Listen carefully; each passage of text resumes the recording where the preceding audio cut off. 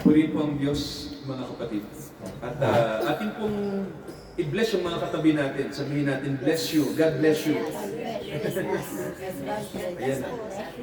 God bless you po sa lahat po. At kahit po Lunes, dahil karaniwan po, yung mga gawain ay hindi naman Lunes, no? Pero first time ko rin po na may gawain ng Lunes.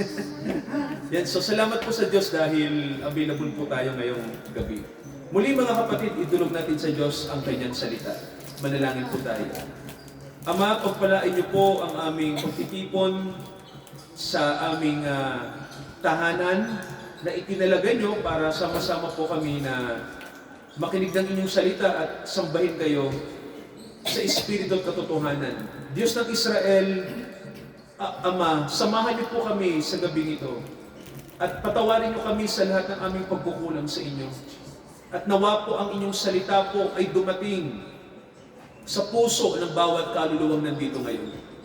Ito ang aming panalangin, hinihiling namin na kaming lahat na nandito ngayon ay bigyan namin ng halaga ang inyong salita ng makapangyarihan. Ito ang aming idinadalangin. Sa tanging pangalan po ng aming Panginoong Jesucristo. Amen.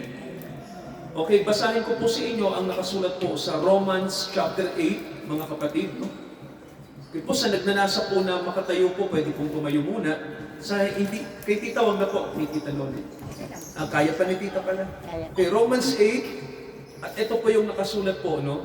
Sa verse 9. Datapwat kayo ay wala sa laman, kundi nasa Espiritu. Kung gayoy, tumitira sa inyo ang Espiritu ng Diyos. Datapwat kung ang sino may walang Espiritu ni Kristo, siya'y hindi sa Kanya. Tayo po ay makakaupo na, mga kapatid. Ito ang ating salita ngayong gabi. So, napakahalaga po, sabihin nga po natin, Holy Spirit. Holy Spirit. Yan. Napakahalaga po ng banal na Espiritu. Amen ba, mga kapatid? No? Kasi po, ang banal na Espiritu po, ang Diyos po ay pumatahan kapag ang pinag-uusapan po Espiritu, no? Di ba mga kapatid, no? Kapag sinabi natin Espiritu, ito yung elemento, ito yung tinatawag na being na kung saan po ay hindi natin nakikita, no? Sa Biblia po may nakasulat, ang Diyos ay Espiritu. Hindi natin nakikita ang Diyos, no? Kasi Espiritu siya. Sinasabi din po ng Biblia na ang tao po ay may espiritu. Tayo po, no? Kaya tayo buhay dahil may espiritong nasa atin, no? Meron tayong katawan, meron din tayong kaluluwa, yung ating tinatawag na kamalayan, no? Kasama po dyan. Pero mayroon tayong espiritu. Ang espiritu po ang dahilan kung bakit ang tao'y buhay. Kung mapapansin niyo po, mga kapatid, no? Sa Biblia po, nakasulat na ang ating espiritu ay galing sa Diyos, no? Inilagay niya ito sa ating katawan para mabuhay po tayo, no? Darating ang araw, mga kapatid, na iiwan natin yung katawan natin at yung espiritu na nasa atin ay babalik po sa Diyos, no? Basahin ko po yung nakasulat sa aklat ng mga ngaral, no? Pakinggan natin to, mga kapatid, no? Sabi po rito ng mga ngaral, no? Ito yung mababasa po natin, no? Sa mga ngaral po. Okay, sabi po rito sa chapter 12 ng mga ngaral, basahin natin yung verse 7. Ang sabi po, ang alabok ay mauuwi sa lupa gaya ng una. At ang espiritu ay mababalik sa Diyos na nagbigay sa Kanya. No, so kung titingnan niyo po, ang buhay ng tao, yung espiritu na sinasabi na paghinga ng Diyos, no, hiningahan niya ang isang lupa, no, yung tinatawag na flesh body, no. Kaya tayo meron tayong flesh body, pero hindi pwede, mga kapatid, na buhayan, no, as per se na may katawang lupa ka, buhay ka na, no. Kundi gagalaw lang yung ating katawan, no, magkakaroon lamang ng animation yung katawan natin kapag ang espiritu na galing sa Diyos, yung sinasabing espiritu ng buhay, ay ibigay niya. Kaya, mga kapatid, no, sabi ng Bible sa atin, tayo po ay may espiritu, no? Pero mga kapatid, eto yan, tandaan niyo po ito, no? Hindi sapat na may espiritu lang tayo, no? Kasi po sa Biblia, mga kapatid, nakasulat na ang ating buhay ay nagkasala. No? Yung tinatawag na pagkatao natin. No? Mayroon tayong mababasa sa Bible na nagkasala ang tao, mga kapatid, no? Hindi lamang sa katawan, kundi nagkasala rin tayo sa espiritual. No? Basahin ko po yung nakasulat sa Korinto. No? Pakinggan nyo ito, mga kapatid. No? So, ito yung mababasa po natin. Okay, wait lang po. Sa ikalawang Korinto, mga kapatid, no, may babasahin po ko sa inyo. Okay, sabi rito, mga kapatid, sa chapter 7, verse 1 ng ikalawang Korinto, yamang taglay natin ang mga pangakong ito, mga minamahal, magsipaglinis tayo. Tingnan niyo po yung nakasulat, no? Sabi rito, magsilinis tayo. Ano yung lilinisin sa atin? Sa lahat ng karumihan ng laman. Hindi nagtapos ang Bible doon, kundi ang sabi, at karumihan ng Espiritu. Mga kapatid, no? Ibig sabihin, yung buhay natin, mga kapatid, no? Hindi lamang yung ating katawan, kundi yung Espiritu natin ay nagkakasala din. Ano?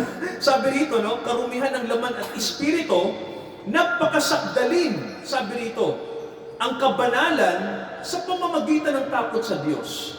So kung titignan nyo, mga kapatid, no? Ang tao po nagkakasala sa tatlong elemento natin, no? Di ba mayroon tayong titang katawan? Ito po, no? Yung ating nahahawakan. Mayroon tayong espiritu, yung entity na hindi nakikita, no? Kaya tayo buhay. Ang espiritu, mga kapatid, ito yung tinatawag natin na kasama dito yung kalikasan natin, no? Sa espiritu. No, pag sinabi kasing espiritu, kasama doon yung kalikasan natin, no? Bilang tao, no? Buhay nga tayo, pero may angking kalikasan yung espiritu na nasa atin, no? At may sinasabi din ang kaluluwa. So mga kapatid, kung titingnan nyo, no? Lahat ng elementong nasa atin ay nasa kasalanan, no? Yung ating katawan, makasalanan. Yung ating espiritu, makasalanan din, no? At yung ating kaluluwa ay makasalanan. Kaya nga po sa Bible, no, kung iisipin nyo po, pag ang isang tao po ay hindi ligtas, no? Kapag hindi siya saved, sabi ng Bible, di ba yung inilalagay sa tinatawag nating dagat-dagatang apoy, yung kanyang kaluluwa at yung kanyang espiritu, mga kapatid, no? Doon inilalagay ng Diyos eh. Ganun po, no? At kasama din yung katawan natin kasi, alam niyo po ang Biblia, no? May simbolo eh. Di ba bumabalik ang ating katawan sa alabok? Di ba, mga kapatid, no? Di ba ang lupa, simbolo ng ano? May sinasabi na ito ay di ba ang sabi ng Bible, ang buong lupa ay sinumpa sa kasalanan, no? So bumabalik yung ating katawang lupa sa alabok, ganun po, no? So, kung titingnan yung mga kapatid, no, sa Bible po, ang tao talaga walang pag-asa kung wala ang biyaya ng Diyos. Amen po ba? No? Kaya may sinabi ang Bible na kailangang may dumating na kapangyarihan galing sa Diyos. Sino po yun? Sabi ng Biblia, ang banal na Espiritu. Amen po ba? Sabihin nga uli natin, Holy Spirit. Yan. Ang Holy Spirit, mga kapatid, no? Ang ginagawa ng Holy Spirit sa mga Kristiyano po ay baguhin tayo. Sabihin nyo nga po, babaguhin ako ng Diyos. Sabihin natin.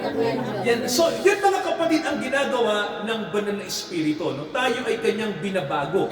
Mahalaga po yun. No? Kaya po, kapag ang isang tao po ay na-born again, no?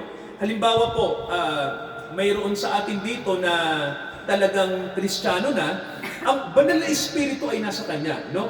At siya po ay binabago. Ngayon, mga kapatid, baka isipin nyo, Pastor, bakit nakakaranas pa rin tayo ng mga pagdurusa sa mundo? Well, mga kapatid, given yan, no? Kasi po, itong ating katawan, nandito pa tayo sa katawang may kasalanan, no? Pero ang maganda dito, mga kapatid, no, ang banal na Espiritu ay inilagay sa atin. Amen po ba, no? Kapag totoo tayong believer kay Jesus Christ, conscious man tayo o hindi, no, inilagay ang Holy Spirit sa atin para baguhin tayo mula sa loob papalabas.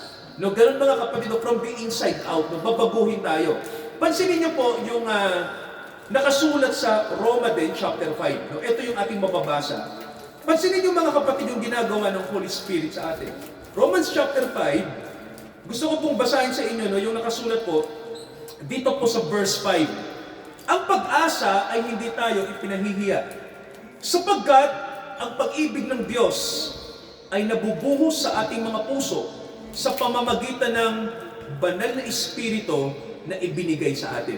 Sabihin nyo nga po, ibinigay. So, ibig sabihin po pala, may ibinigay ang Diyos sa lahat ng sumasampalataya kay Jesus Christ. No? Ano po yun? Ang Holy Spirit. Anong ginagawa ng Holy Spirit sa atin? Ang sabi po, hindi tayo pinahihiya sa pag-asa natin. Amen po ba? Kasi di ba mga kapatid, umaasa tayo sa Diyos. Tama ba? Umaasa tayo na sa lahat ng bagay, magiging mabuti ang Diyos. Amen po ba? No?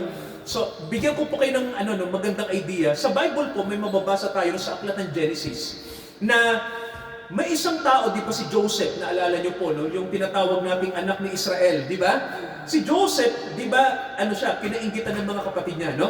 Mababasa niyo po sa kwento ni Joseph na inapis siya ng kanyang mga kapatid. Tama po ba? Binalak siyang patayin. Pero dahil yung mga kapatid niya, medyo na konsensya din, siya ay ibinenta na lang, no? Ibig sabihin po, itinakwil siya ng kanyang mga kapatid, no? Pero dumating ang panahon, dahil doon sa pagtakwil nila kay Joseph, di ba, tita? Si Joseph napunta sa Egypt. Pagdating niya sa Egypt, di ba, alipin siya ron, pero tumaas ang kanyang tungkulin, tita. Tama po ba? Naging siyang gobernador, no? Ikalawa siya sa hari na mataas. Nangyari, nung panahon ng tagutom, tita, tama ba? Yung kanyang mga kapatid, nagpunta ron, tama ba? Para bumili ng pagkain at hindi nila nakilala na si Joseph pala ay mayaman na at mataas ng tungkulin. Pero si Joseph, hindi siya nagtanim ng galit sa kanyang mga kapatid. Tama po ba? Ang ginawa ni Joseph, tinulungan niya sila.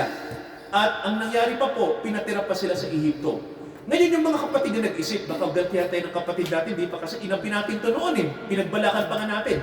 Sabi ni Joseph, huwag niyo nang isipin yan. Sabi niya, yung ginawa niyong masama, yung nangyaring masama sa akin, naging instrumento ng Diyos para sa kabutihan.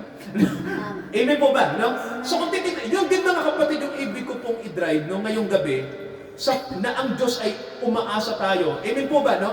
Na ang Diyos sa bandang huli, mabuti pa rin yung tatanggapin natin. Amen po ba? No? Pag tayo po ay nasa Panginoon. Yan po ang mahalaga. No? Kung si Joseph po nasa Panginoon siya, ganun din po dapat tayo. No? Sa bandang huli po, anumang pagdurusa ang dinaanan natin sa mundo, in the end, blessed tayo. Amen po ba? No? Yun mga kapatid ang ibig sabihin ng kwento ng Biblia, no? Na dumaan ang tao sa mga pagdurusa, no? Dumaan ang mga anak ng Diyos. Pero in the end, amen po ba? No? Sa huli, nagtagumpay pa rin ang mabuti. Amen po ba? No? Si Jesus po, isang example lang. Kita, di ba ang Panginoon na sa lupa, tinakwil ba siya ng kanyang mga kababayan? Tama po, no? At ano pong nangyari? Tita, ipinapatay pa po. Tama ho ba? Siya po'y itinakwil, sabi ng Biblia. Tama po ba? Hindi siya rejected. Tama po ba? Pero ang totoo nun, tita, siya'y sinugo ng Diyos. Tama po ba? Para magligtas sa mga makasalanan tulad natin. Pero hindi po siya na-recognize, hindi rin siya tinanggap ng Israel. May tanong ako, nung ikatlong araw, tita, mula nang mamatay siya, ano nangyari? Nung pagdating ng pangatlong araw, nabuhay na magmuli. tama, no? So kung titingnan niyo po, nabuhay na magmuli ang Panginoong Hesukristo. Ibig sabihin po, nagtagumpay pa rin ang mabuti laban sa masama. Amen po ba? So ganoon din mga kapatid, no, sa buhay po natin. No? Dito sa mundo, punong-puno ng sakit, punong-puno ng pagdurusa, cancer, lahat ng sakit na pumapatay sa tao, nandiyan yung sinasabing kasamaan ng tao. Tama ho ba? No? Halos lahat ng kasamaan na sa mundo na. No? Ang tanong natin, Panginoong Diyos, kailan niyo ba tutuldukan yung kasamaan ng mundo? Alam niyo po, sinabi ng Diyos, darating yun. Amen po ba? No? Natutuldukan niya ang kasamaan ng mundo. Mga kapatid, no? Kaya nga, ang gusto ng Diyos, para tayo ay mailigtas. No? Kasi tutuldukan na ng Diyos ang mundo, mga kapatid. No? Parurusahin na ang kasamaan ng mundo. Kaya lang, ang paraan para hindi tayo madamay, amen po ba? Kailangan po, sampalatayanan natin ang tagapagligtas natin. Sino po ba yon? Sino po bang tagapagligtas natin? Ang Panginoong Hesukristo, no? Kaya po, balikan natin yung Roma. Tingnan niyo po ang sabi niya. Sabi ng Bible dito, mga kapatid, no? Sa chapter 8, verse 9, kayo'y wala sa laman, kundi nasa Espiritu. Ibig sabihin po, pag tayo pala ay sumampalataya na sa Panginoong Hesukristo, ipinakikita sa atin ng Diyos yung kaibahan, mga kapatid, no? Ng pagkatao nating makasalanan at yung pagkakaiba kapag dumating si Kristo sa atin, no? Makikita nyo po, magiging tayong conscious, magkakaroon tayo ng kamalayan, no? Makikita natin na eto pala ako, no? Dati ako marumi, no? At ngayon, kahit ako ay nasa katawan pa na marupok, no? Pinakikita ng Diyos na may kapangyarihang nasa iyo para mabago ang buhay mo. Naniniwala ba kayo mga kapatid na makapangyarihan ng Diyos? Yes. Opo, totoo po yun, ano? Sa totoo lang po, maraming tao, lalo na dito no, sa Europa ngayon, na marami na ngayong tao na hindi na naniniwala sa Diyos, no? Alam niyo po sa Europa ngayon, lalo na po sa mga bansang France, Britanya, napaka-secular na kasi nila, no? Kahit sa US na, no, napaka-secular na kung saan sa kanila ang Diyos ay katang-isip na lang, no? At sa kanila, yung pinag-uusapan natin tungkol sa Biblia ay fable, tita, no? Ate, no? Fable, no? Kumbaga katang-isip lang to, no? Huwag na kayo maniwala sa Diyos, ang paniwalaan na lang natin science, ganyan, no? So, mga kapatid, sa totoo lang ganito, kaya lang ito problema, kahit ang siyensya po, no, ang science, hindi niya kayang gamutin ang moral problem ng tao. Alam niyo ba yun mga kapatid, no? Di ba tita? Hindi kayang gamutin ng science ang moral problem ng tao, no? Mataas pa rin, no? Kumbaga po parang ganito. Di ba tito, may panahon sa Europa na ang Biblia ay hindi na pinapansin, di ba? At ang ginagawa na lang po ay, bakit natin kailangan ng Bible sa pagpapakabuti, di ba? Pwede naman tayo magpakabuti sa sarili natin. Ang problema nga po, hindi nga kaya gawin ng tao, no? So yung pagpapakabuti natin sa sarili natin, mahirap mga kapatid. Amen po ba, no? Kahit na anong gawin natin pagreforma, hindi talaga no? Bumabalik tayo sa kalikasan natin na makasalanan, no? Kaya po, alam niyo po ang Diyos marunong no? Alam ng Diyos na hindi natin kaya. Kaya ang ginawa ng Diyos, mga kapatid, kahit sa panahon na tayo ay masama pa, tita, no, may nakalagay sa Bible, no? Sa panahon tayo ay nasa kasamaan pa, tingnan niyo po yung nakalagay sa Roma, pakinggan niyo to mga kapatid, no? Magandang verse to. Gusto ko pong marinig niyo to, maganda to, no? Sabi sa chapter 5, verse 6, sapagkat nang tayo ay mahihina pa, tingnan niyo yung word, tita, maganda, no? Sapagkat nang tayo ay mahihina pa, namatay si Kristo sa takdang panahon dahil sa mga masama. Lupit, no? Nalupitan ako sa talatang to, no? Ha? Namatay si Kristo para sa masama. Tita, may tanong ako, sino ba yung mga masamang tinutukoy? Di ba tayo? Mga makasalanan tayo po yun, no? Ibig sabihin, mga kapatid, no? Ang Diyos marunong kasi kahit sa panahon na tayo ay nasa kasamaan pa, tita, may nagbuwis ng buhay para sa atin. Matindi, no? Ito yung ito yung kakaiba sa mga, pagdating sa theology, mga kapatid mo na. So, anong significant nun? Kung may namatay para sa akin, so what? Kasi mga kapatid, ang hindi natin alam ito, no? Ang gagawin, kasi, hindi natin alam to, no? May nag-iisip sa atin na, ibig bang sabihin, pastor, maaawa ba ako? Di ba may mga tao naman na matigas ang puso, tita, di ba? Na kahit may gumawa ng mabuti sa'yo, parang matigas ka pa rin. Pero alam niyo mga kapatid, no? Bigyan ko kayo ng idea dito. Alam niyo, di ba, nung panahon ni Kristo, nung siya ay nasa krus, may tanong po ako, may mga tao bang nabago ron, tita? Meron. Tama, no? Isang example lang. Yung isang sundalo doon na Romano, di ba, tita? Wala naman siyang pakialam kay Kristo. Hindi naman niya rin niya kababayan yun. Isa siyang Italiano, no? Yung namatay, Hudyo, Pero di ba, nung mamatay ang Panginoon, nasabi niya, ito'y anak ng Diyos. Tita, paano? Di ba? Anak ng Diyos kung namatay, no? How come ng isang taong yun, nakilala niya na anak ng Diyos pala yung namatay? Tama po ba? O eto pa po, yung nasa cross dito, di ba? Actually, sabi sa Bible, yung dalawang magnanakaw sa cross, dalawang nangungutya sa kanya. Actually, parehas masama yun Hindi naman mabuti isa dun parehas masama. Ang problema, ang malupit dito, tita, nagbago ng isip yung isa. No? So, salbahin parehas yun Pero naisip yung isa na, teka lang, bakit ko ba kinukutya to, no? May nagpaisip sa kanya na, anak ng Diyos yan, bakit mo ginaganyan yan? So sabi niya, di ba sabi niya, Panginoon, di ba, alalahanin niyo po ako kapag naghahari na kayo. Di ba? Yung kanyang sinabi ay sincere sa puso niya, no? Naniwala siya na anak ng Diyos at kasama niyang nasa krus. So kung titingnan niyo, paano nangyari yon? Kasi mga kapatid, yung kamatayan ng Panginoon sa krus, sabi niyo nga po, makapangyarihan. Ibig sabihin mga kapatid, may kapangyarihan yun para baguhin ang buhay ng tao. Amen po ba, no?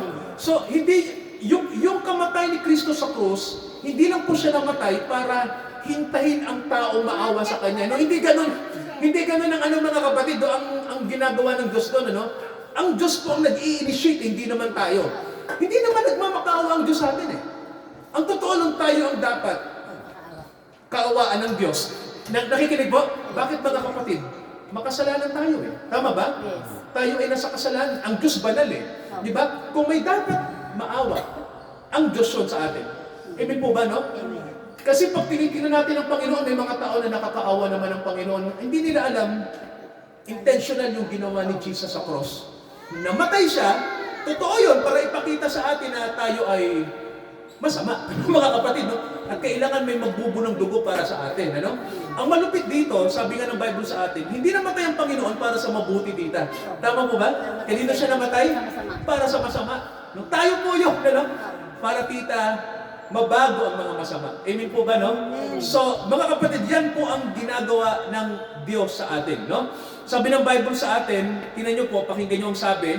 Gusto ko po mga kapatid makita nyo to, no? Na maganda to eh. Sabi rito, wala na kayo sa laman, nasa Espiritu na kayo.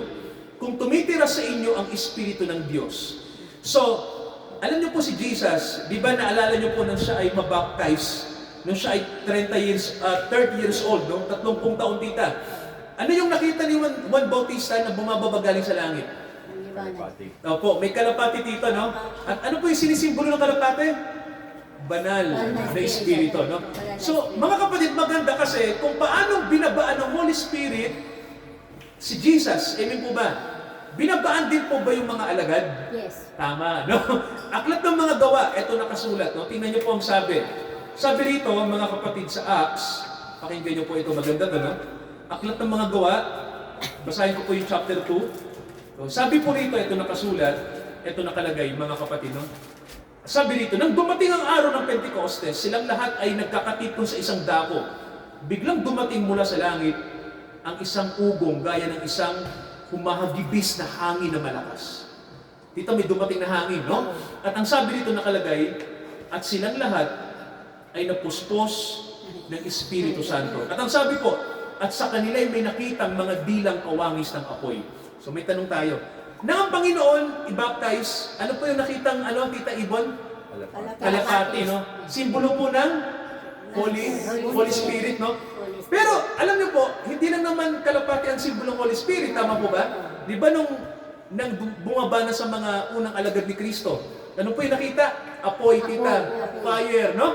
So, nasa kanilang ulo ng tita bawat isa. Ganun po, no? So, kung titingnan nyo, wow, ang Holy Spirit pala, nag-iiba-iba ng simbol. Tama po, no?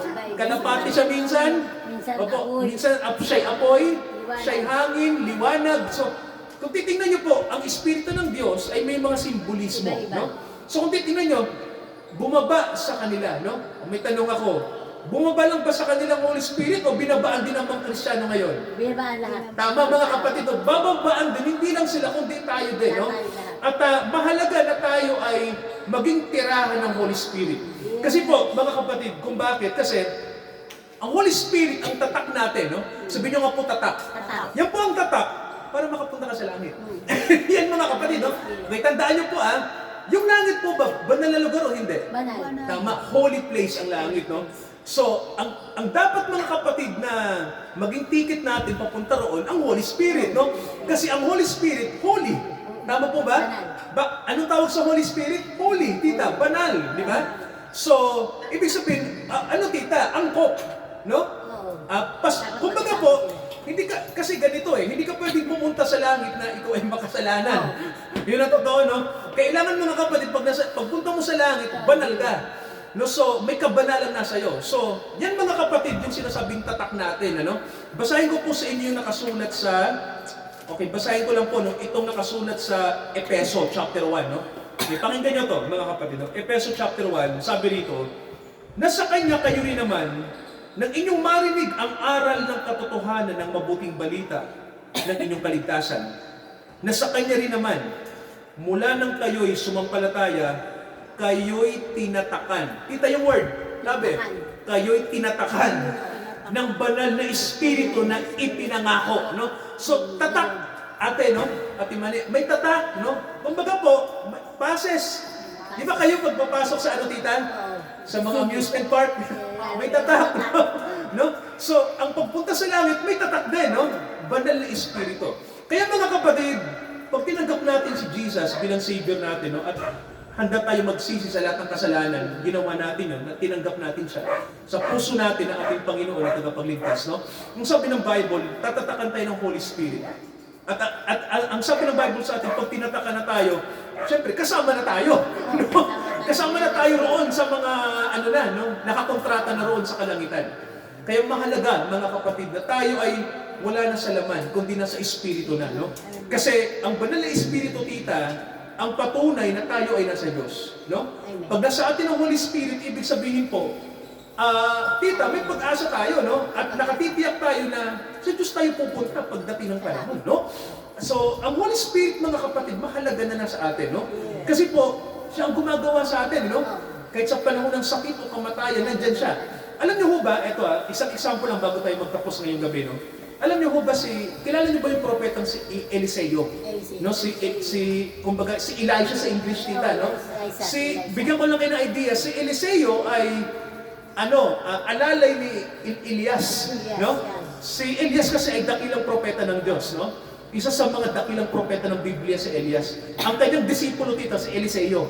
Naalala niyo po nung si Elias ay nirapture, no? Dinala siya sa langit. Iniwan ni Elias yung balabal niya at tita, kinuha yun ni Eliseo, no? Si Elias dinala ng Diyos sa langit, no? At parang hindi siya namatay dito, no? Hinanap yung kanyang bangkay pero hindi nakita. Pero eto malupet, yung banal na espiritu ba ni Elias, yung espiritu ba ng Diyos na kay Elias, tita? Oo. Tama, no? At yung espiritu din ba ng Diyos ay na kay Eliseo rin? Oo. Tama, no? At sabi pa nga ng Bible, double portion dito, no? Doble yung kapangyarihan. Pero ito ang kakaiba. Alam niyo po ba si Eliseo namatay ng normal? Namatay siya sa sakit. Si Eliseo, no? Nagkasakit siya at namatay. Sa katandaan din naman. Ito, tingnan niyo di ba tita, parang tingin natin si Elias dinala sa langit. Parang mas banal. Si Eliseo naman, namatay sa sakit, sa katandaan, Parang tayo, no? Namamatay din pag nagkasakit ng katandaan. Ano nangyari ganito Tita, inilibing si Eliseo tingnan niyo po tingnan niyo po yung sinasabi natin na tatak ng Holy Spirit, no? Tita, matagal na siyang patay. Nabubulok na yung kanyang katawan. Nakalibing sa isang kuweba. Alam niyo sabi sa Biblia, may naglilibing ng mga patay. May ibang patay, ililibing din. Hindi nila alam, tita, nandun yung katawan ng propeta. Alam niyo nangyari, mga kapatid, no? Ngayon, yung mga maglilibing pala, tita, may mga kalaban, yung may pinagtataguan ba sila, no? Siguro panahon ng gera nun, o may threat, no? Yung dala-dala nilang bangkay, nabitawan na nila sa magpagmamadali, binitawan na nila. At ano na sila, no? Umiska po na, tita, no? Umiska po na. Alam niyo po nangyari, yung bangkay, tita, na kanilang binitawan, dumikit sa mga buto ni Eliseo. Yung propeta po, na buto na. Alam niyo po, yung bangkay, pagdikit sa buto ni propeta Eliseo, nabuhay magmuli. Di ba, no? Yung patay na bangkay na yan, pagdikit sa buto ng isang taong banal, nabuhay ulit. May tanong po ako. Ang Holy Spirit po ba naka Eliseo? Yes, mga kapatid. Nakita niyo po, di ba? Ang isang patay ay nabuhay, dumikit lang sa buto niya. Totoo po, buto na siya, patay na. Pero po, may tatak siya. Amen po ba? Ang mga anak po ng Diyos, may tatak din tayo. Kayo din, mga kapatid, no? Amen ba ron? Amen. Pag ikaw ay gusto mong sumunod sa Panginoon at tinanggap mo ang Holy Spirit niya, mga kapatid, may tatak ka. May kapangyarihan na sa iyo. Taglay mo yan, Mahina man tayo, may sakit man tayo. Ang Holy Spirit pag nasa atin, mga kapatid, nagiging tayong blessing sa iba. Amen po ba? No? Blessing tayo sa iba. Kaya tingnan niyo po yung patay, dumikit sa buto ng isang... patay na po yung tita, di ba? Pero nabuhay pa rin. So, ganoon din tayo, mga kapatid. No? Alam niyo po, kahit tayo ay ordinaryo lang, no? Tita, ordinaryo ka lang, pero pag ang Holy Spirit nasa iyo, hindi ka na ordinaryo. No? Extraordinary ka na. Yes, mga kapatid, no? So, blessing po ba ang salita ng Diyos ngayong gabi? Blessing. So, let us pray, mga kapatid, no? Manalangin tayo.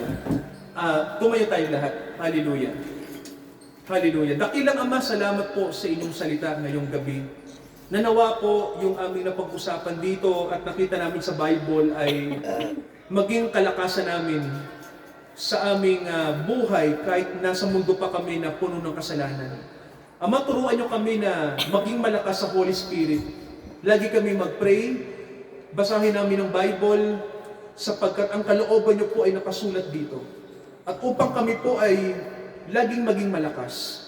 Ama, kung papaano ang buto ni Elias ay bumuhay ng patay, kung papaano ang Panginoong Jesucristo ay bumuhay ng patay, at nagbigay ng pag-asa, gayon din kami, na bagamat kami ay mahinang tao, pero malakas kami dahil sa Panginoong Hesus na kasama namin.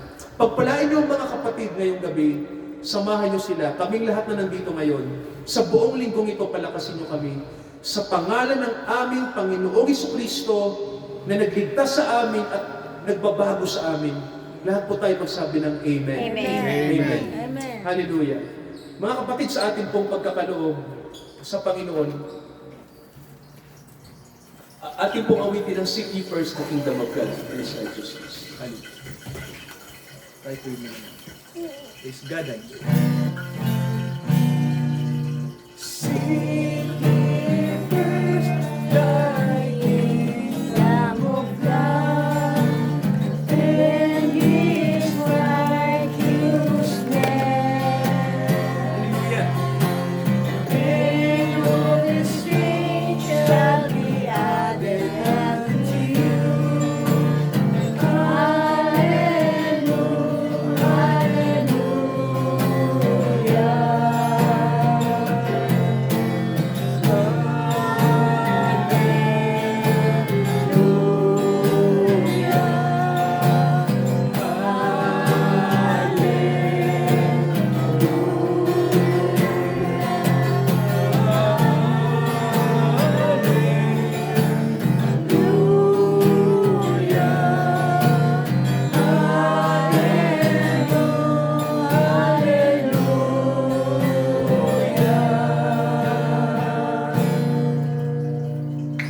Dakilang Ama, pinagpapasalamat po namin ang mga biyaya niyo po sa amin, mga biyayang material na pinagkakaloob niyo po. Binabalik namin, Ama, ang papuri sa inyo. At karapat-dapat po kayong pag-alayan ng mga biyaya po sapagkat sa inyo galing ang lahat. Wala kaming pag-aari sa mundong ito, lahat ay galing sa inyo. Kaya nawa, Ama, ipagamit po namin ang mga parti po ng kabuhayan namin sapagkat tunay, Ama, na kayo ang nagsusustain ng blessing sa amin. Pagpalain niyo po ang lahat ng mga kapatid na nagkakaloob po at ibalik nawa ito dakilang Ama ng siksik-liklik umaapaw. Ang katapatan ng inyong mga anak ay may katumbas na biyaya mula sa inyo sa pangalan ni Jesus. Dakilang Ama, tinatalaga namin ang gabing ito, ang mga araw na dadaan mula ngayon. Palakasin niyo kami at nawa, Ama, sa patuloy po namin paglilingkod sa inyo, huwag kaming magkawatak, bagkus pagkakaisa po ng Espiritu Santo ang manatili sa amin. Kalakasan sa bawat isa, pagtutulungan bilang magkakapatid, pagpapanalanginan, pagpalain niyo kaming lahat na nandito. Ito ang aming panalangin. Sa Diyos na nagpala sa atin, tayo ay Kanyang samahan hanggang sa muling pagparito ng Panginoong Jesucristo. Amen, amen, at amen. Amen. Amen. Hallelujah. Amen. Amen.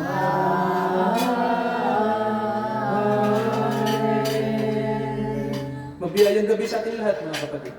Good evening po. Good evening sa ating lahat. Ikaw, good evening. Magandang gabi Sa ating lahat. sa inyo. God bless. God bless. Let's go.